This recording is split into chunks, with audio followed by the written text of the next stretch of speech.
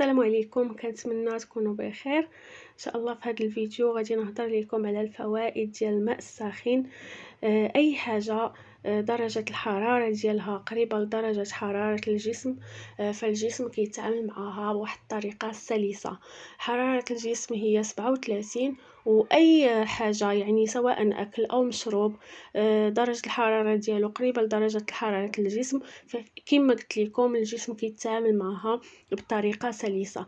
دابا غادي نذكر لكم الفوائد ديال الماء، والفائده الاساسيه اللي بغيت نهضر عليها هي الغازات.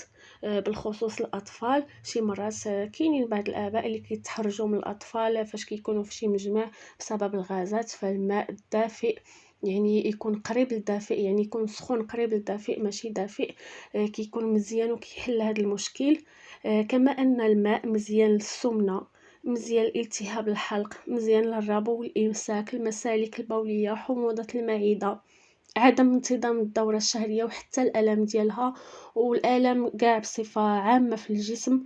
فهو مزيان ليها، مزيان للضغط الدموي، ومزيان حتى للمفاصل، بل وحتى الصرع مزيان في هذه الحالة.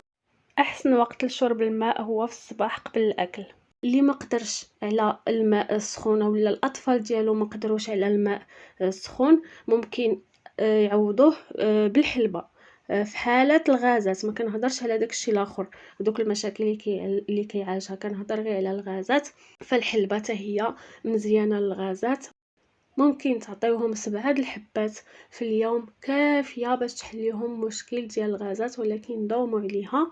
او ليله ما قدروش ياكلوها، ممكن تنقعوها ليله كامله، سواء تعطيوهم غير الماء يشربوها ولا تعطيوهم المنقوع كامل بالماء ديالو اللي قدر من الاطفال. مهم عندكم جوج الاختيارات بالنسبه للاطفال، سواء الماء الساخن او الحلبه. اما الكبار غتقدروا عليهم بجوج. كان هذا هو الفيديو ديال اليوم، كنتمنى يعجبكم. ما تنساوش تشاركوا مع احبابكم. ما بقى لي غير نقول لكم مع السلامه، اشوفكم في فيديو جديد ان شاء الله.